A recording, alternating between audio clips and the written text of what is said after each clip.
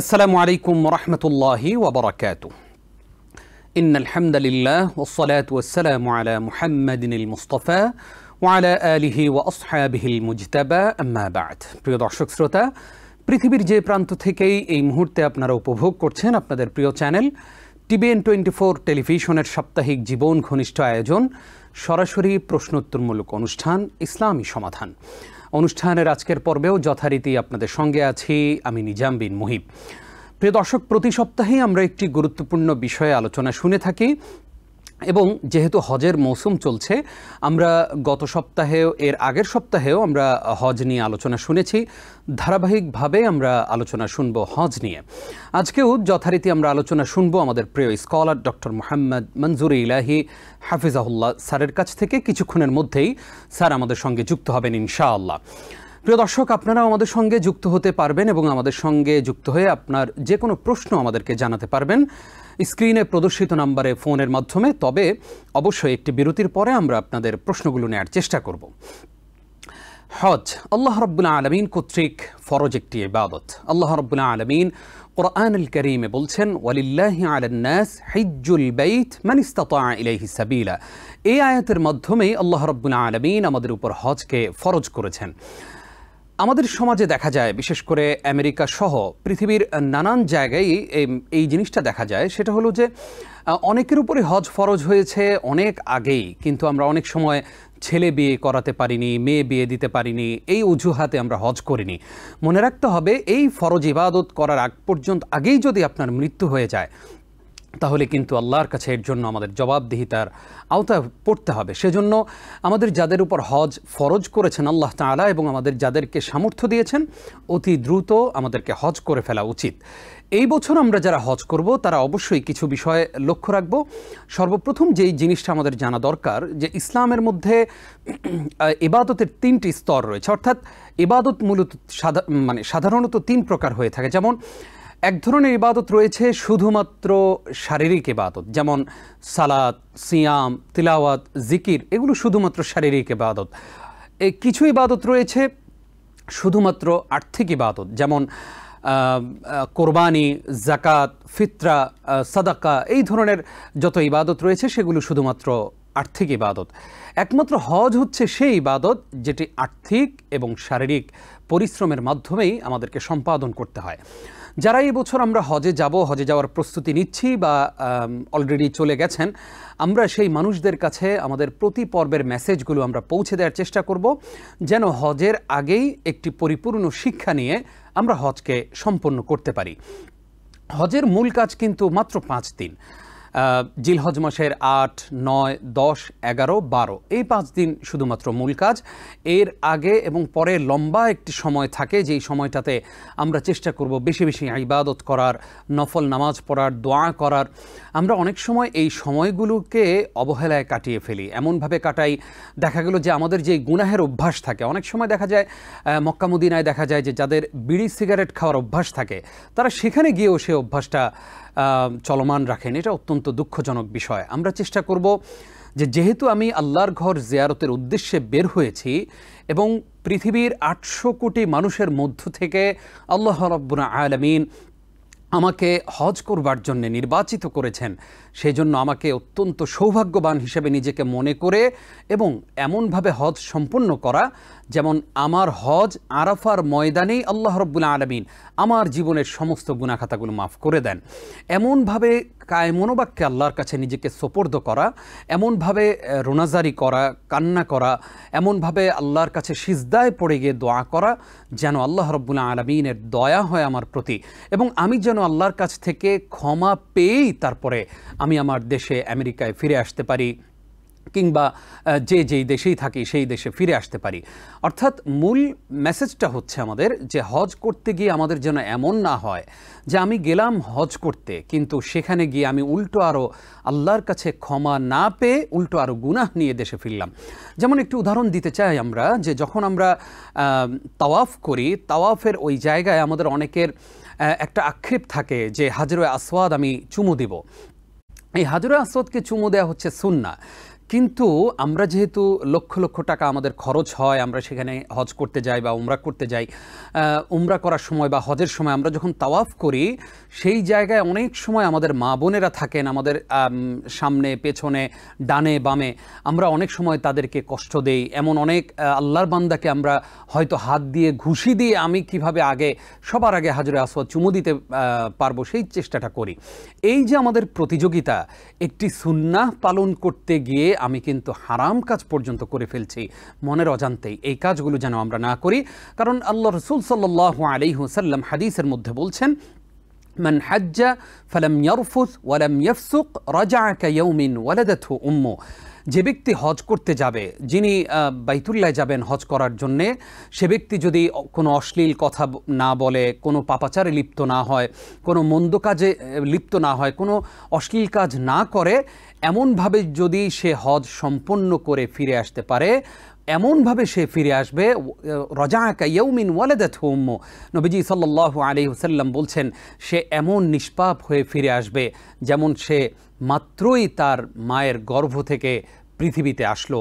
মা যেমনিভাবে আজকে সন্তান প্রসব করলে সেই সন্তান যেই রকম নিষ্পাপ থাকে, আপনি যদি ওইভাবে রফাত, ফুসুক এবং জিদাল থেকে যদি মুক্ত থেকে হজ করে আসতে পারেন, তাহলে ইনশাআল্লাহ আপনাকে আল্লাহ রাব্বুল আলামিন এমন নিষ্পাপ করে দিবেন। প্রিয় দর্শক, আমরা এক নজরে হজের কার্যক্রম নিয়ে আজকে যেহেতু আমরা আলোচনা শুনবো, এক নজরে ছোট করে আমরা হজের কার্যক্রমগুলো বলে রাখি, তাহলে আপনাদের জন্য সহজ হবে। আমরা যারা হজ করতে যাব, আমাদের হজের কার্যক্রম শুরু হবে 8ই জিলহজ থেকে। আমরা 8 তারিখ মিনায় চলে যাব, সেখানে আমাদের কাফেলার সাথে আমরা থাকার চেষ্টা করব, আমরা যেন কোনোভাবেই দলছুট না হয়ে যাই। আমাদের মধ্যে অনেকেই সেখানে গিয়ে হারিয়ে যান, আমরা খুঁজে পাই না তাদেরকে, নিজেরাও খুঁজে পেতে, দলকে খুঁজে পেতে বা কাফেলাকে খুঁজে পেতে অনেক কষ্ট হয়। সেজন্য আমরা সবসময় মাথায় রাখবো যে আমি যেন দলছুট হয়ে না যাই, কাফেলা থেকে যেন আমি বিচ্ছিন্ন হয়ে না যাই, সেই চেষ্টাটা সবসময় আমাদেরকে অব্যাহত রাখতে হবে। তারপরে আমরা 8ই জিলহজে আমরা মিনায় চলে যাব, মিনায় গিয়ে সেখানে থাকবো, সারাদিন ইবাদত করব। এরপরে 9ই জিলহজ আমরা একদম সকাল সকাল চলে যাওয়ার চেষ্টা করব আরাফার ময়দানে। এবং নবী করিম সাল্লাল্লাহু আলাইহি ওয়াসাল্লাম বলছেন, আল হাজ্জু আরাফা, অর্থাৎ আরাফার দিনে ওইখানে যে অবস্থান, আরাফার ময়দানে যে অবস্থান, এটাই আসলে প্রকৃত হজ, এবং হজের কিন্তু ফরজ বিধান এটি। আমরা কোনোভাবেই যেন আমাদের এই আরাফার ময়দানে আমরা সেখানে গেলে অনেক সময় দেখা যায় যে, যেহেতু মসজিদে নামিরা এবং এর আশপাশে 25-30 লক্ষ মানুষ হজ করতে যেহেতু যায়, পুরো জায়গাটা জুড়ে মানুষের বিস্তৃত এলাকায় মানুষ থাকে, হাজি সাহেবরা থাকেন, পুরো জায়গাটাতেই হজের খুতবাটা শোনা যায় না।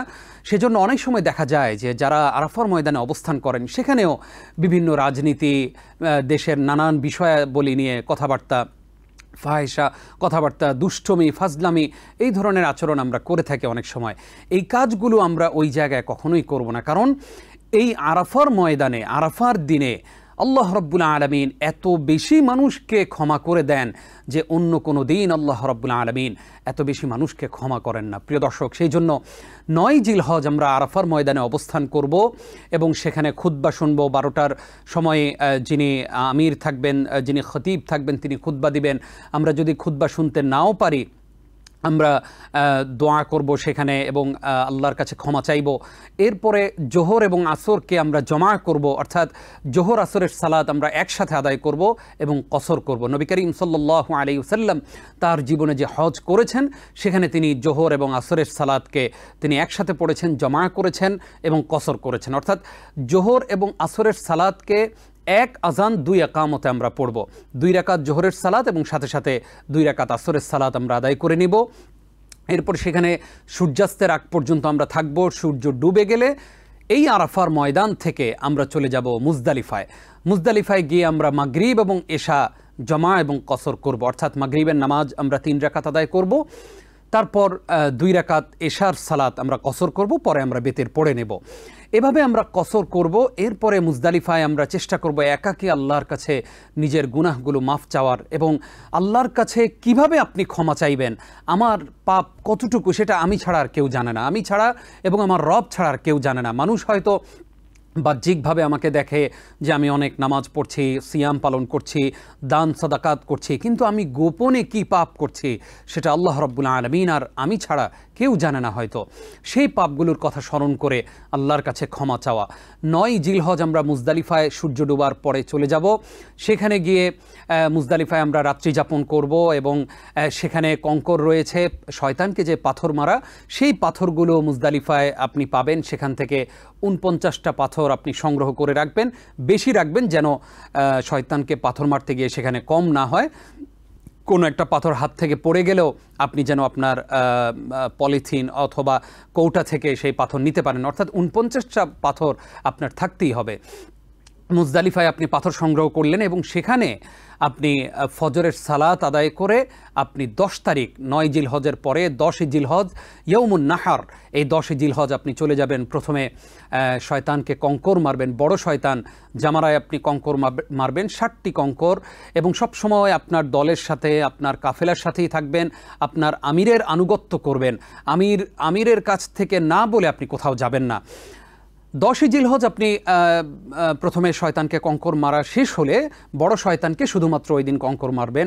60টি কঙ্কর মারার পরে এরপরে আপনি কোরবানি করবেন, অর্থাৎ এই দিন আপনি যদি আপনার কাফেলার আমিরের কাছে, মুআল্লিমের কাছে টাকা দিয়ে থাকেন, তাহলে তিনি আপনাকে জানিয়ে দেবেন যে আপনার কোরবানি হয়েছে কিনা, অথবা সেখানে যদি ব্যাংকের মাধ্যমে আপনি টাকা পরিশোধ করে থাকেন তাহলে ব্যাংক থেকে আপনার মেসেজ আসবে যে আপনার কোরবানি হয়ে গেছে। কোরবানি হয়ে যাওয়ার পরে আপনি মাথা মুন্ডন করবেন। মাথা মুন্ডন করার পরে আপনি আপনার তাওয়াফে জিয়ারা, এই তাওয়াফটি কিন্তু ফরজ, এই তাওয়াফে জিয়ারা আপনি করবেন এবং সেখানেও আপনি দোয়া করবেন। চেষ্টা করবেন যে যতটা সময় আল্লাহর কাছে কায়মুন বাক্যে নিজের দুঃখের কথাগুলো, নিজের কষ্টের কথাগুলো, আমাদের যেই ভাই বোন পৃথিবীর নানান জায়গায় নির্যাতিত, নিপীড়িত, তাদের জন্য দোয়া করবেন। দোয়া করবেন আপনার পরিবারের জন্য, যে আত্মীয় স্বজনের সাথে আপনার সম্পর্ক খারাপ হয়ে গেছে তাদের জন্য দোয়া করবেন। ওলামায়ে কেরামদের জন্য দোয়া করবেন, যেই সমস্ত স্কলারদের কাছ থেকে আমরা দ্বীনের কথাগুলো শুনে থাকি তাদের জন্য দোয়া করবেন। পৃথিবীর সকল নির্যাতিত মানুষদের জন্য দোয়া করবেন। দোয়া করবেন ওই সমস্ত মানুষদের জন্য যারা আল্লাহর কাছে চলে গেছেন, কবরে চলে গেছেন, তাদেরকে যেন আল্লাহ তাআলা ক্ষমা করে দেন। এবং পাশাপাশি এই হজের মৌসুমটাতে আপনি এমনভাবে পুরো সময়টা কাটাবেন যেন হজ পরবর্তী আপনি একটি নতুন জীবন লাভ করতে পারেন। 10 তারিখ আপনি তাওয়াফে জিয়ারা করলেন, এরপরে পুরো সময়টাতে আপনি এহরাম খুলে ফেললেন, আপনি স্বাভাবিক জীবনযাপন করলেন। 10 তারিখ আপনার এভাবে চলে যাবে। এরপরে 11 তারিখ আপনি আবার এই জামারায় চলে আসবেন, অর্থাৎ শয়তানকে যেখানে কঙ্কর নিক্ষেপ করা হয় 11 তারিখ আপনি সেখানে আসবেন। ছোট শয়তানকে 60টি, তারপরে মেঝু শয়তানকে 60টি, বড় শয়তানকে 60টি, এই 3 7 21টি পাথর আপনি 11 তারিখ মারবেন। 11 তারিখের আপনার কাজ শেষ। তারপরে রয়েছে 12 তারিখ। 12 তারিখ আবার আপনি আসবেন শয়তানকে কঙ্কর মারার জন্য। আপনি তাঁবু থেকে আসলেন অথবা হোটেল থেকে চলে আসবেন, সকাল সকাল আসলেন অথবা জোহরের পর আসলেন, তবে অবশ্যই সূর্যাস্তের আগেই আপনি আপনার কঙ্কর নিক্ষেপ করা শেষ করবেন। ছোট শয়তানকে 60টি, মেঝু শয়তানকে 60টি এবং বড় শয়তানকে 60টি, মোট 21টি। এই 21টি পাথর মারার পরে 12 তারিখে আপনার কার্যক্রম কিন্তু, হজের কার্যক্রম কিন্তু শেষ। এরপরে আপনি চলে আসলেন হারামে, চলে আসলেন, আপনি আপনার ইবাদত করবেন। এরপরে আরেকটি কাজ বাকি থেকে যায়, সেটা হচ্ছে বিদায়ী তাওয়াফ। আপনি যখন দেশে চলে আসবেন, আপনি যখন ফিরতি ফ্লাইটে উঠবেন, যেদিন উঠবেন আপনার ফ্লাইটের আগে যখন আপনি আপনার হোটেল ছাড়বেন অথবা বাসে উঠবেন, তার ঠিক আগ মুহূর্তে আপনি বিদায়ী তাওয়াফ করে বাইতুল্লাহকে বিদায় জানিয়ে আপনি আপনার দেশে, আপনি আমেরিকায় চলে আসবেন। এই যে 5টা দিন গুরুত্বপূর্ণ কাজ, এই কাজগুলো যদি আমরা খুব সহজেই যদি মুখস্থ করে রাখতে পারি, অথবা অনেক বইপত্র পাওয়া যায়, আমাদের স্কলারদের অনেক বক্তব্য ইউটিউবে, ফেসবুকে পাওয়া যায়, অথেন্টিক সোর্সে আপনি আপনার ইলম অর্জন করবেন। কারণ নবীজি সাল্লাল্লাহু আলাইহি ওয়াসাল্লাম বলেছেন যে প্রত্যেকটা আমলের আগে আমাদের ইলম অর্জন করা, ইলম অর্জন করা আমাদের জন্য ফরজ। আমরা অনেক সময় না জানার কারণে অনেক ভুল আমাদের হয়ে থাকে। লক্ষ লক্ষ টাকা খরচ করে আমরা হজে যাই, কিন্তু নিয়ম না জানার কারণে আমাদের অনেক ভুল হয়ে যায়। সেখানে যদি কোনো ওয়াজিব ছুটে যায়, মনে রাখবেন যে আপনাকে দম দিতে হবে, অর্থাৎ জরিমানা দিতে হবে, একটি ছাগল অথবা একটি দুম্বা আপনাকে কোরবানি করতে হবে। সেই জন্য সতর্ক থাকবেন আপনার জন্য কোনো ওয়াজিব নষ্ট না হয়ে যায়। যেই কথাটা আমরা শুরুতে বলছিলাম যে আপনি সেখানে এমন কোনো কাজ করবেন না যেন আপনার কাজ, আপনার দ্বারা দয়ুফুর রহমান যারা, আল্লাহর মেহমান যারা, আল্লাহর মেহমানদের, আপনিও আল্লাহর একজন মেহমান, সেখানে আপনার দ্বারা যেন কোনো ভাইয়ের, কোনো বোনের কোনো কষ্ট না হয়, আপনার দ্বারা যেন সেখানে চোখের কোনো জিনা না হয়, আপনার মুখ দিয়ে যেন এমন কোনো কথা বের হয়ে না যায় যেটা অশ্লীল কথা, ফাহিশা কথা, বেহুদা কথা। আমরা এই সময়গুলোকে কাজে লাগানোর চেষ্টা করব। পাশাপাশি এই যে লম্বা একটি সফর, 20 দিন, 30 দিন, এমনকি 40 দিনের একটি সফর হয়ে থাকে অনেকের, আমরা এই সময়টাতে চেষ্টা করব যে আমাদের নিজেদের গুনাহগুলো মাফ করানোর, এবং আমরা নিজেরা তো এই কাজগুলো করবই, পাশাপাশি এই 40টা দিনকে বা 30টা দিনকে আমরা আমানত মনে করব আল্লাহর পক্ষ থেকে। কেননা আমার আপনার সারা জীবন আমরা আল্লাহর জন্য সময় বের করতে পারি না। যেহেতু আল্লাহ তাআলা আপনাকে পৃথিবীর 800 কোটি মানুষের মধ্য থেকে নির্বাচিত করেছেন, একজন সৌভাগ্যবান মানুষদের মধ্যে যেহেতু আপনি একজন, আমরা বিশ্বাস করি যদি আপনি হালাল টাকা দিয়ে, আপনি হালাল অর্থ দিয়ে যদি আপনি হজ করে থাকেন, তাহলে অবশ্যই সৌভাগ্যবানদের মধ্যে আপনি একজন। সেজন্য এই 40 দিন আপনি চেষ্টা করবেন, যদি আপনার কোরআনটা সহিহ না থাকে, আপনার যে আমির থাকবে, যে মুআল্লিম থাকবে, অথবা আপনার কাফেলায় যদি কোনো হাফেজ সাহেব, কোনো আলেম থাকেন, ওনাদের কাছ থেকে চেষ্টা করবেন যে কোরআনটা শিখে ফেলার। আমরা অনেক সময় বলি যে তাওয়াফের সময় আসলে আমরা কি দোয়া করব, এই চক্করগুলো যখন দিব তখন কোন দোয়া করব, নির্দিষ্ট কোনো দোয়া নেই। তবে আপনি যেই দোয়া পারেন সেই দোয়াই করতে পারবেন। এক্ষেত্রে অবশ্যই আমাদের মনে রাখা উচিত যে আমরা কেন একটি দোয়াই শুধু পারবো। আমরা অনেক সময় শুধু দোয়া পারি যে রব্বানা আতিনা ফিদ দুনিয়া হাসানা ওয়া ফিল আখিরাতি হাসানা ওয়া কিনা আযাবান নার। এই দোয়া ছাড়া আমরা আর কোনো দোয়া পারি না। কেন? আমরা কেন শিখতে পারি না? দুনিয়ার সকল শিক্ষায় আমরা শিক্ষিত হতে পারি, আমরা কবিতা, লম্বা লম্বা কবিতা মুখস্থ করে ফেলতে পারি, কেন আমি দোয়া মুখস্থ করতে পারবো না? আমার আপনার চেষ্টা থাকা উচিত হজের এই সময়টাতে, এই মৌসুমটাতে, হজের এই সময়টাকে আমানত মনে করে, যেই সময়টা আমরা হজের আগে এবং পরে লম্বা একটি সময় পেয়ে যাব, এই সময়টাতে বেশি বেশি আমরা কোরআন শেখা এবং বেশি বেশি দোয়াগুলো শিখে ফেলার চেষ্টা করব।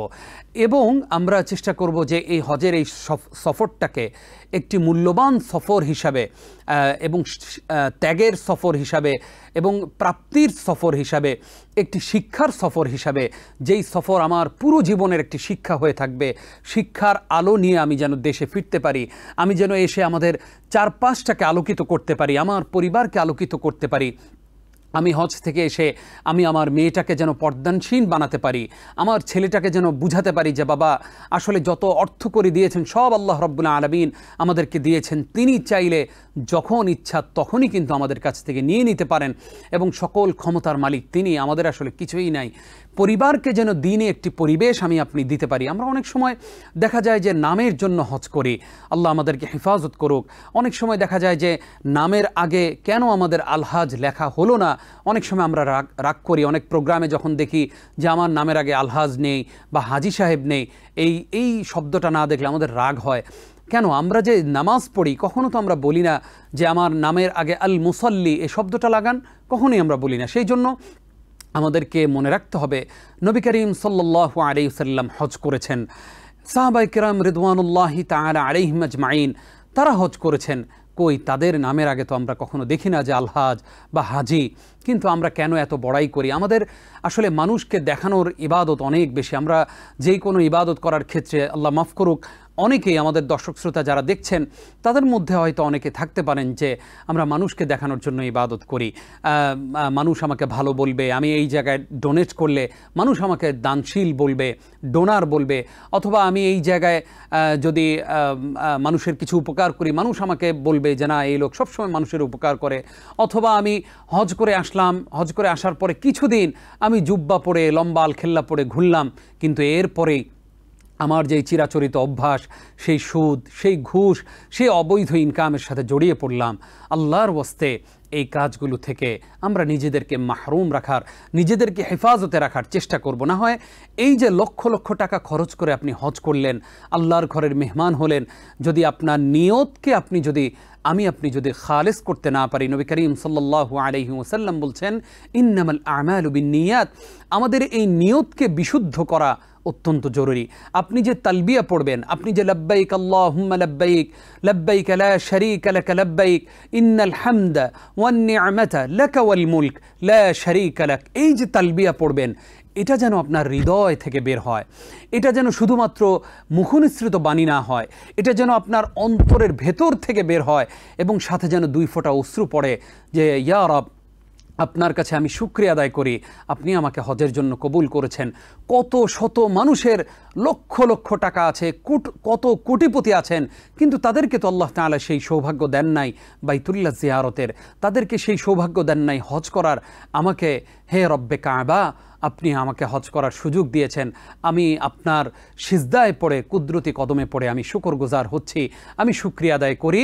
আপনি আমাকে এই যে সুযোগ দিলেন সেই জন্য আমি কৃতজ্ঞ হচ্ছি। কারণ নবী করিম সাল্লাল্লাহু আলাইহি ওয়াসাল্লাম বলছেন মাল্লাম ইয়াশকুরিন নাস লাম ইয়াশকুরিল্লাহ, যে ব্যক্তি বান্দার শুকরিয়া আদায় করে না, সে আল্লাহরই শুকরিয়া আদায় করে না। এই যে আমরা যে হজে যেতে পারলাম, আমরা যে পরিবারের একটা সাপোর্ট পেলাম, কখনো দেখা যায় যে আমরা হজে যাওয়ার সময় অনেক ভাই আমাদেরকে নানানভাবে সাপোর্ট করেন, কেউ হয়তো ভিসা করার ক্ষেত্রে সাপোর্ট করেন, কেউ হয়তো নানানভাবে সহযোগিতা করেন একটি পরামর্শ দিয়ে, বুদ্ধি দিয়ে।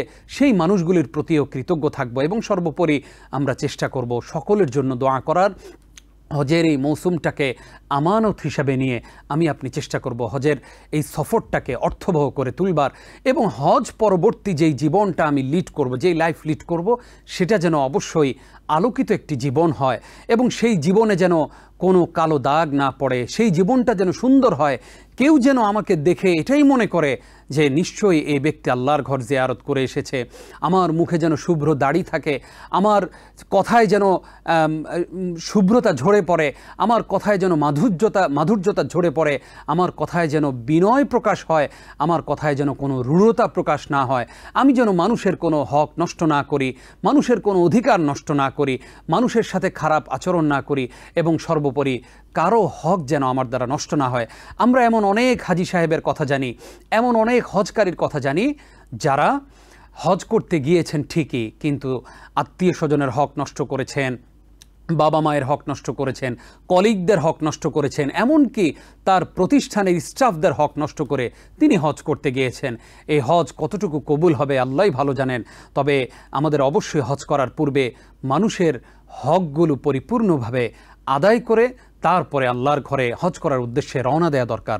আল্লাহ রাব্বুল আলামিন আমাদেরকে সেই তৌফিক দান করুক, আল্লাহুম্মা আমিন। প্রিয় দর্শক, আপনারা দেখছেন আপনাদের প্রিয় আয়োজন TVN 24 টেলিভিশনের সাপ্তাহিক জীবন ঘনিষ্ঠ আয়োজন ইসলামী সমাধান। অনুষ্ঠানের এই পর্যায়ে ছোট্ট একটি বিরতির সময় হলো, আমাদের সঙ্গেই থাকুন। প্রিয় দর্শক, আরও একবার স্বাগত জানাচ্ছি আপনাদেরকে। আপনারা দেখছেন আপনাদের প্রিয় টেলিভিশন TVN 24 টেলিভিশনের পর্দায় TVN 24 এর সাপ্তাহিক জীবন ঘনিষ্ঠ আয়োজন ইসলামী সমাধান। অনুষ্ঠানে আপনাদের সঙ্গে আছি আমি নিজাম বিন মুহিব। প্রিয় দর্শক, স্ক্রিনে প্রদর্শিত নাম্বারে আপনারা আমাদের সঙ্গে যুক্ত হতে পারবেন এবং প্রশ্ন জানাতে পারবেন। এবং আজকে আপনাদের প্রশ্নের জবাব দিচ্ছেন যথারীতি আমাদের প্রিয় স্কলার ডক্টর মোহাম্মদ মনজুর ইলাহি। আসসালামু আলাইকুম ওয়া রাহমাতুল্লাহ। ওয়ালাইকুম আসসালাম ওয়া রাহমাতুল্লাহি ওয়া বারাকাতুহু। স্যার, আপনাকে স্বাগত জানিয়ে আমরা আবারও শুরু করছি আমাদের প্রিয় আয়োজন ইসলামী সমাধান। শুরুতেই আপনার কাছ থেকে এবার আমরা জানবো যে আসলে হজের কার্যক্রমগুলো আমরা আসলে কিভাবে আদায় করব। আমরা অনেক সময় দেখা যায় যে হজের কার্যক্রম শুরু হয়ে যায়, কিন্তু আমরা অনেক সময় সেই কার্যক্রমগুলোর ব্যাপারে আমরা ওয়াকিবহাল থাকি না, কিন্তু আমরা হজে চলে যাই। সেই কার্যক্রমগুলো কি কি আপনি যদি আমাদের সঙ্গে শেয়ার করতেন খুব সহজে, ইনশাআল্লাহ আমাদের দর্শকরা উপকৃত হতো। আলহামদুলিল্লাহ, ওয়াসসালাতু ওয়াসসালামু আলা রাসূলিল্লাহ ওয়া আলা আলিহি ওয়া আসহাবিহি ওয়া ওয়ালা। আপনাকে ধন্যবাদ।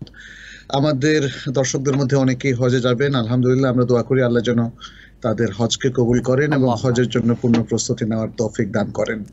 হজের কার্যক্রমগুলো আসলে সঠিকভাবে যেন আমরা আদায় করতে পারি, তার কিছু নিয়মতান্ত্রিক পন্থা রয়েছে এবং তার কিছু একাডেমিক সাইডও রয়েছে, যা আমাদের এগুলো জানা থাকা দরকার। আর ক্রনোলজি অনুযায়ী, অর্থাৎ কোন কাজের পরে কোন কাজ সেটাও আমাদেরকে জানতে হবে। যেমন আমরা যারা দূর দেশ থেকে আমেরিকা, কানাডা, ইউরোপ কিংবা বাংলাদেশ থেকে যারা আমরা হজে যাচ্ছি, তারা অধিকাংশই আমরা তামাত্তুর হজ করব। জি তাহলে প্রথমেই আমাদের জন্য হজের কার্যক্রমের মধ্যে ওমরার বিষয়টা চলে আসে। আমরা প্রথমে গিয়ে ওমরা করব এবং ওমরা করে হালাল হয়ে যাব, যেহেতু ওমরার কার্যক্রম খুবই কম জি এবং 3 ঘন্টা বা 4 ঘন্টার মধ্যে বা তারও কম সময়ে আমরা ওমরা শেষ করে ফেলতে পারবো। এবং ওমরা থেকে হালাল হয়ে যাওয়ার পরে আমরা যদি মক্কায় অবস্থান করি হজ পর্যন্ত, তাহলে নফল ইবাদত মানে ফরজের পাশাপাশি নফল ইবাদত ছাড়া আর অন্য কোনো কার্যক্রম নেই, আর কোনো ওমরাও নেই। তবে যদি আমরা কখনো মিকাতের বাইরে এবং সফরের দূরত্বে চলে যাই, তাহলে আরেকটা ওমরা করার সুযোগ আমাদের সৃষ্টি হবে। তাহলে মানে হজের এই দিনগুলো যখন চলে আসবে, তার আগ পর্যন্ত আমরা বুঝতে পারলাম আমাদের হয়তো নফল তাওয়াফ, 5 ওয়াক্ত সালাত হারামে পড়া বা যে কোনো মসজিদে জামাতের সাথে পড়া, কোরআন তেলাওয়াত ইত্যাদি কার্যক্রম থাকবে। হজের যখন দিনগুলো চলে আসবে, তখন আবার হজের মূল পর্বটা শুরু হবে। 8 তারিখে ইয়ামুত তারবিয়া, জি এহরাম করে মিনায় চলে যাবার দিন, এবং মিনায় রাসূল সাল্লাল্লাহু আলাইহি সাল্লাম এদিন জোহর, আসর, মাগরিব, এশা এবং পরের দিন ফজর পর্যন্ত তিনি আদায় করে তিনি আরাফার উদ্দেশ্যে রওনা হয়েছেন 9 জিলহজ চাষতের সময়, এবং তিনি জাওয়ালের বেশ আগেই আরাফায় পৌঁছে গেছেন। স্যার, তাহলে ঠিক আমাদেরও তাই এই আরাফার দিনের মূল কাজ হচ্ছে আমরা আরাফায় অবস্থান করা এবং সাথে জি জোহর আসর একসাথে পড়া, এক আজান 2 ইকামাতে, এবং তারপর লম্বা সময় ধরে আল্লাহর কিছু আদকার পাঠ এবং তার কাছে দোয়া করা। আমরা একটা ফোন নিয়ে আসি স্যার। আসসালামু আলাইকুম। ওয়ালাইকুম আসসালাম হুজুর। আসসালামু আলাইকুম হুজুর, আপনারা ভালো আছেন? ওয়ালাইকুম সালাম। জি আলহামদুলিল্লাহ, আমরা ভালো আছি, আশা করছি আপনিও ভালো আছেন। হুজুরের কাছে আমার একটা জি আলহামদুলিল্লাহ। হুজুরের কাছে আমার একটা কোয়েশ্চন হচ্ছে যে খুব রিসেন্টলি শুনলাম একজন স্কলার বললেন ফজরের নামাজটা নাকি একটু দেরি করে পড়তে হবে, কিন্তু আমরা মহিলারা তো আমরা মসজিদে জামাতে চাইতেছি না। এই ফজরের নামাজটা কি ঠিক ক্যালেন্ডার ফলো করে, মানে ক্যালেন্ডারের টাইমে 5-10 মিনিট এরকম অপেক্ষা করব, নাকি ক্যালেন্ডার টাইম অনুযায়ী আমরা নামাজটা পড়বো? এটি আমার প্রশ্ন। আসসালামু আলাইকুম। ওয়ালাইকুম আসসালাম রহমতুল্লাহ। আশা করছি আপনি আমাদের সঙ্গেই থাকবেন ইনশাআল্লাহ। আমাদের স্কলার আপনার প্রশ্নের জবাব। স্যার, আমরা আমাদের বোনের প্রশ্ন পেলাম যে ফজরের নামাজ কি আসলে একটু দেরি করে পড়তে হবে কিনা? আচ্ছা, এটা একটা গুরুত্বপূর্ণ প্রশ্ন। ফজরের নামাজ কি আমরা দেরিতে পড়বো নাকি আউয়াল ওয়াক্তে পড়বো? জি এটা নিয়ে আমাদের ওলামায়ে কেরাম, ফুকাহায়ে কেরামের মধ্যে ইখতিলাফ রয়েছে। তারা হয়তো বিভিন্ন ভাষ্য অনুযায়ী তারা কখনো ফজরকে আউয়াল ওয়াক্তে পড়েন, কখনো একটু ইসফার অর্থাৎ আলোক প্রভা সকালের জি বা প্রভাতের যখন বিচ্ছুরিত হয় তখন পড়েন। আচ্ছা, কিন্তু এখানে যদি আমরা কম্পেয়ার করি, তাহলে দেখতে পাই যে আউয়াল ওয়াক্তে পড়াটাই রাসূল সাল্লাল্লাহু আলাইহি সাল্লামের অধিকাংশ আমল ছিল। এবং যেটা আমরা দেখি যে অনেকগুলো হাদিসে এভাবে এসছে, নবী সাল্লাল্লাহু আলাইহি সাল্লাম যখন ফজর সালাত পড়তেন, সেখানে মেয়েরাও অংশগ্রহণ করত, তারা পেছন দিকে দাঁড়াতো এবং তারা অন্ধকার থাকতে থাকতেই আবার ফিরে আসতো। তাহলে বোঝা গেল যে ফজরের ওয়াক্ত যখন শুরু হয় তখনও চারিদিকে ঘুটঘুটে অন্ধকার, তখন মাত্র সুবহে সাদেক প্রকাশ পায়। তাহলে তার কিছুক্ষণ পরে, যেমন 15-20 বা সর্বোচ্চ 25 মিনিট পরে এভাবে যদি আমরা সালাতটা পড়তে পারি, তাহলে এটা রাসূল সাল্লাল্লাহু আলাইহি ওয়াসাল্লামের সুন্নাহর অধিক নিকটবর্তী হয়।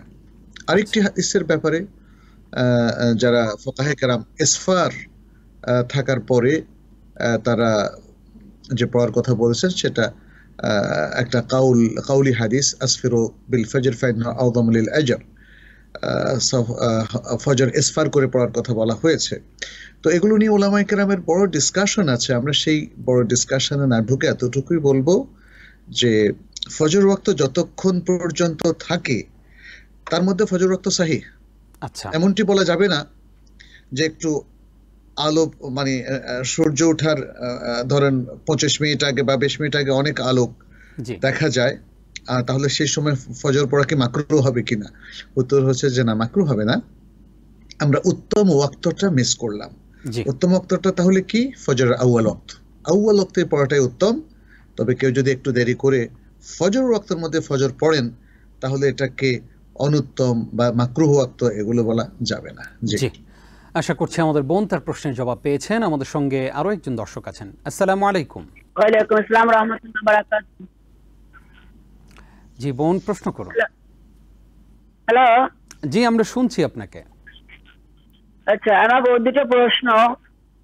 একটা প্রশ্ন হলো যে একজন 60 আপ বয়স কাজে যাবেন, ওনার শুকনা কাশি সামটাইমস লিক হয়, কিন্তু উনি তো জায়গা বলুন প্যান্টি করবেন, যদি লিক হয় তওয়াফের সময়, তাহলে কি আবার এগুলো সব চেঞ্জ করে আবার নতুন করে ওযু করে নতুন ড্রেস পরে কি তওয়াফ আরম্ভ করতে হবে, আর নাকি ওভাবে সে তওয়াফ শেষ করবে? আর দ্বিতীয়ত, আমরা উমরা করার পরে আমরা নফল তওয়াফ করতে পারবো কিনা? আচ্ছা আচ্ছা, জি ধন্যবাদ আপনাকে, থাকুন আমাদের সঙ্গেই। স্যার, আমাদের বোন দুটি প্রশ্ন করেছেন, নিশ্চয়ই আপনিও শুনেছেন। আমাদের বোন প্রশ্নটা একটু যদি বলেন। জি জি, আমাদের বোন প্রশ্ন করেছেন যে একজন 60 বছরের ঊর্ধ্বের একজন বৃদ্ধ মানুষ, তিনি হজে যাবেন, তো ওনার যদি তাওয়াফরত অবস্থায় বা যেই কোনো জায়গায় যদি একটু পেশাব যদি ঝরে, এইরকম যদি হয়, তাহলে ওনার কি পুরো ড্রেসটা চেঞ্জ করে তারপরে তাওয়াফ করতে হবে, নাকি এই অবস্থায় তাওয়াফ করতে পারবেন? যাদের পেশাব অনবরত বের হয় ইনাদেরকে বলা হয় সালিসুল বাউল, মানে এটা একটা রোগ, যিনি প্রস্রাব আটকিয়ে রাখতে পারেন না। জি, নানা ধরনের শারীরিক সমস্যার কারণে এটা অনেক সময় হতে পারে। আল্লাহ যেন তাদেরকে সুস্থ করে দেন, দোয়া করি। আমিন। তবে এক্ষেত্রে করণীয় হচ্ছে তিনি তার প্রস্রাবটাকে ক্যাথেটার অথবা এক ধরনের ডায়াপার বলা হয়, জি এগুলোর মধ্যে আটকে রাখার চেষ্টা করবেন। কারণ প্রস্রাব সর্বসম্মতিক্রমে এটা নাজাসাত। জি এখন যদি তওয়াফের সময় তার প্রস্রাবটা মেঝোতে লেগে যায়, তার কাপড়ে লেগে যায়, তাহলে তো এটা সমস্যা, এটা বড় ধরনের সমস্যা। জি অতএব তারা ডায়াপার ইউজ করতে পারেন, অথবা বহনযোগ্য যে ক্যাথেটার সেগুলো ইউজ করে যদি প্রস্রাবটাকে তিনি কোনো এক জায়গায় আটকে রাখেন, তাহলে তার শরীরের অন্যান্য কাপড়গুলো যেমন নাজাসাত দ্বারা সিক্ত হবে না, ঠিক তেমনি মাতাফের জায়গাগুলো নাজাসাত যুক্ত হবে না। সেটি আমাদের জন্য জরুরি। জি, সুন্দর জবাব পেলাম আমরা। আশা করছি আমাদের বোন তার প্রশ্নের এবং জবাব। এই অবস্থায় তার তাওয়াফটা শুদ্ধ হবে, যেহেতু সালাতও শুদ্ধ হচ্ছে। জি জি জি, ইনশাআল্লাহ। শেখ, আমাদেরকে বোন আরেকটি প্রশ্ন করেছেন যে ওমরা করার পর নফল তাওয়াফ করা যাবে কিনা? হ্যাঁ, উমরা করার পর নফল তাওয়াফে কোনো সমস্যা নেই। যখন আমাদের বোন অথবা ভাই যারা উমরা কমপ্লিট করেছেন, তারা তাদের সুযোগ মতো নফল তাওয়াফ করতে পারবেন। এবং নফল তাওয়াফ হচ্ছে আপনি 7টা তাওয়াফ করা এবং তাওয়াফের পরে 2 রাকাত তাওয়াফের সালা পড়া, রাকাতায়ে তাওয়াফ বলা হয়, ব্যাস। এর বাইরে না। নফল তাওয়াফের মধ্যে কোনো নফল সাই নেই। আচ্ছা, অতএব আপনারা যতটুকু সম্ভব নফল তাওয়াফ করবেন এবং সেই সময়ে আল্লাহর কাছে দোয়া করা, মানে যেটা শরিয়া সিদ্ধ সেরকম আমলগুলো করতে পারবো। শুধু একটা জায়গায় সতর্ক থাকতে হবে যেন প্রত্যেক চক্করের জন্য আমরা কিছু দোয়া নির্দিষ্ট করে না নেই। জি আশা করছি আমাদের দর্শকরা উপকৃত হয়েছেন। আমাদের সঙ্গে এই মুহূর্তে আরো একজন দর্শক আছেন। আসসালামু আলাইকুম। হ্যালো, আসসালামু আলাইকুম। ওয়ালাইকুম আসসালাম। আসসালাম। আমি ব্রুকলিন থেকে বলছি। আমার দুটা কোশ্চেন। একটা হচ্ছে, আমি যদি তাহাজ্জুদ নামাজ যেদিন না পড়তে পারি, ওই দিন যদি আমি সালাতুদ দোহা নামাজ পড়ি, সেটা কি আমার তাহাজ্জুদের সমান সওয়াব পাওয়া যাবে?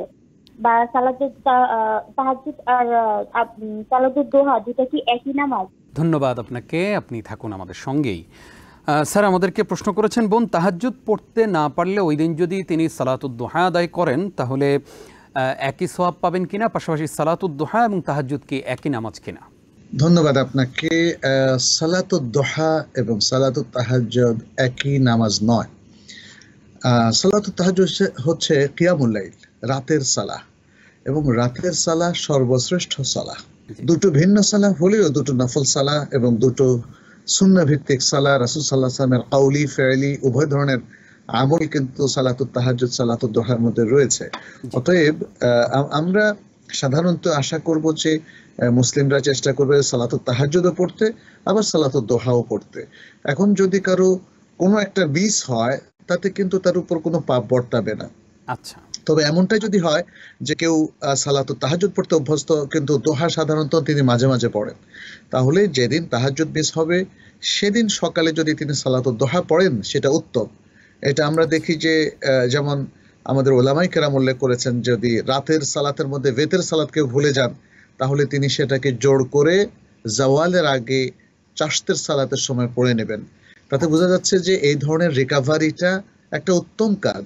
যখনই আমরা কোনো নফল সালা মিস করব, তাহলে আরেকটা নফল সালা পড়ে যদি তার রিকাভারি দেই, তাহলে সেটা হতে পারে। নবী সাল্লাল্লাহু আলাইহি সাল্লাম অনেক সময় দেখা যায় যে যেমন জোহরের আগের রাতের সালা মিস করলে পরে পড়ে নিতেন, তিনি এভাবে আসরের আগের টা মিস করলে পরে পড়ে নিতেন, যদিও আমভাবে আসরের পরে সূর্যাস্ত পর্যন্ত সালাতটা মাকরুহ ওয়াক্ত।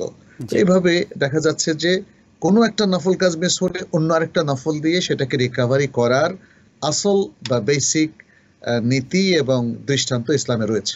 এই মুহূর্তে আমাদের সঙ্গে আরো একজন দর্শক আছেন। আসসালামু আলাইকুম। আসসালামু আলাইকুম রাহমাতুল্লাহ হুজুর। ওয়ালাইকুম আসসালাম। আপনাকে অনেক ধন্যবাদ যে এত ভালো একটা অনুষ্ঠান আমাদেরকে দিচ্ছেন, জীবন উপযোগী খুবই। যাই হোক, আমি একটু জানতে চাই যে আমি ফজরের নামাজ অনেক সময় দেরি হয় উঠতে ঘুম থেকে, বা সকালে ইশরাকের নামাজটা কাজে যদি দেরি হয়ে যায়, যার জন্য সূর্য ওঠার সাথে সাথে পড়লে কি হবে, না আরো 15-20 মিনিট অপেক্ষা করতে হবে? খুশি হব। ভালো থাকেন। অসংখ্য ধন্যবাদ। আল্লাহ আপনাকেও ভালো রাখুন। স্যার, আমরা উত্তরটি খুব সংক্ষেপে জানার চেষ্টা করব ইনশাআল্লাহ। ফজরের সালাত যদি পড়তে ওনার দেরি হয়, উঠতে দেরি হয়, তাহলে সেক্ষেত্রে কি উনি সাথে সাথেই পড়বেন নাকি একটু দেরি করে পড়বেন? কখন পড়বেন? যদি ফজরের সালাতটা তার মিস হওয়ার পরে ঠিক সূর্য যখন উঠছে, মানে এভাবে সূর্য যখন উঠছে, এই জিনিসটা যদি তার হয়, তখন তিনি একটু অপেক্ষা করবেন সূর্য উঠাটা কমপ্লিট হওয়ার পরে। কারণ তুলুউশ শামস, এটাকে বলা হয় ওয়াক্ত তুলুউশ শামস, এই টাইমটা 12 থেকে 15 মিনিটের মতো হয়। ওই টাইমটা অ্যাভয়েড করে তারপর সালাত পড়াটা উত্তম হবে। জি জি, অসংখ্য ধন্যবাদ। আমাদের সঙ্গে আরো একজন দর্শক আছেন। আসসালামু আলাইকুম। জি, আসসালামু আলাইকুম। ওয়ালাইকুম আসসালাম। আমি বাফুল্লাহ বলছি, আমার নাম শামসুল আলম। আমি বলতে চাচ্ছি যে আমার বড় ভাই সন্তান, উনি একটা মেয়েকে পালক মেয়ে, কিন্তু উনি সব সম্পত্তি মেয়েকে দিয়ে দিতে চাচ্ছে, এটা কি ইসলামিক শরীয়তে কি বলে? জি, অসংখ্য ধন্যবাদ। গুরুত্বপূর্ণ একটি প্রশ্ন। এখানে পালক মেয়ে, তিনি ঔরসজাত নন, রক্তের সম্পর্ক তার সাথে নেই। ফলে সত্যিকার অর্থে এই পালিত মেয়ে, তিনি এই মা অথবা এই বাবা থেকে কোনো মিরাস পাবেন না। জি, কিন্তু পালক বাবা তিনি কি দিতে পারবেন? উত্তর হচ্ছে হ্যাঁ, দিতে পারবেন, ওসিয়তের মাধ্যমে। এবং ওসিয়তের সর্বোচ্চ সীমা হচ্ছে 1/3। তিনি তার সমস্ত সম্পত্তি এই পালিত আশ্রিত কন্যাকে দিতে পারবেন না, সর্বোচ্চ দিতে পারবেন 3/1 এবং তাতে করে বাকি অংশগুলো ওয়ারিসদের জন্য থাকবে। জি, মানে এই ভাই যিনি তার পালিত কন্যাকে দিতে চাচ্ছেন সবকিছু, তিনি কিন্তু ওয়ারিসদেরকে বঞ্চিত করে পালিত কন্যাকে সব দিতে পারবেন না। জি জি, আশা করি উত্তরটা পেয়েছেন। আশা করছি আমাদের দর্শক তার প্রশ্নের জবাব পেয়েছেন। স্যার, আপনাকে অসংখ্য ধন্যবাদ। দেখতে দেখতে আমরা অনুষ্ঠানের একেবারেই শেষের দিকে চলে এসেছি। কষ্ট করে আমাদেরকে সময় দিয়েছেন, সেজন্য TVN 24 এর পক্ষ থেকে আপনাকে অসংখ্য ধন্যবাদ এবং মোবারকবাদ জানাচ্ছি। জাযাকুমুল্লাহু খায়রান। বারাকাল্লাহু ফিক। প্রিয় দর্শক, আপনাদেরকে অসংখ্য ধন্যবাদ জানিয়ে শেষ করছি আজকের আয়োজন। আগামী সপ্তাহেও আমরা ইনশাআল্লাহ হজের বাকি কার্যক্রম নিয়ে কথা শুনব এবং আপনাদের প্রশ্নগুলো নিয়ে সেগুলোর জবাব দেওয়ার চেষ্টা করব। আল্লাহ রাব্বুল আলামিন আপনাদের সকলকে ভালো রাখুন, সুস্থ রাখুন, সেই প্রত্যাশায় বিদায় নিচ্ছি। আমি নিজাম বিন মুহিব। হাদা মা ইনদি ওয়াল ইলমু ইনদাল্লাহ। ওয়াসসালামু আলাইকুম ওয়া রাহমাতুল্লাহ। وما أرسلنا من قبلك إلا رجالا نوحي إليهم فاسألوا أهل الذكر إن كنتم لا تعلمون. TBN 24 টেলিভিশন দেখতে আজই কল করুন 7187776556। লগ ইন করুন www.totalcablebd.com। নিউ ইয়র্ক থেকে সম্প্রচারিত TBN 24 টেলিভিশন বিশ্বজুড়ে বাঙালির কণ্ঠস্বর।